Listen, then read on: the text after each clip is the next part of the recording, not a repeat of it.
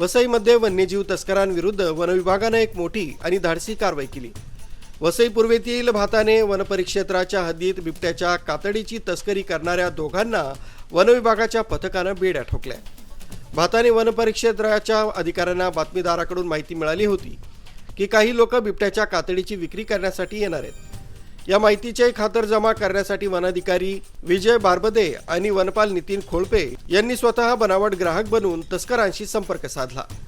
खानवडे toll नाक्याजवळील एका निर्जन आणि अंधाऱ्या ठिकाणी या तस्करांना बोलवण्यात आलं होतं। वनविभागाच्या पथकानं आपल्या जीवाची पर्वा न करता या जोखमीच्या ठिकाणी सापळा रचला आणि बिबट्याच्या कातडीसह दोघांना रंगेहात ताब्यात घेतलाय।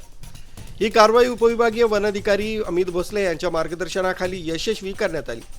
पकडण्यात आलेल्या आरोपींना न्यायालयात हजर करण्यात आलं असून त्यांची पुढील चौकशी सुरू आहे। विशेष म्हणजे गेल्या 3 महिन्यांत या परिसरात बिबट्यांच्या शिकारीच्या 2 घटना उघडकीस आल्यानं वन विभागानं आता अधिक कडक पावलं उचलली आहेत। वन्यजीव संरक्षण कायदा 1972 नुसार बिबट्या हा शेड्यूल 1 मधील संरक्षित प्राणी असून त्याची शिकार किंवा अवयवांची तस्करी करणं हा अजामीनपात्र गुन्हा आहे। या गुन्ह्यासाठी 7 वर्षांपर्यंत तुरुंगवासाची तरतूद आहे। भाताने वनविभागाच्या या धाडसी कारवाईमुळे वन्यजीव तस्करांचे धाबे ताणले। आरबी न्यूजसाठी मलिक शेख, मोखाडा।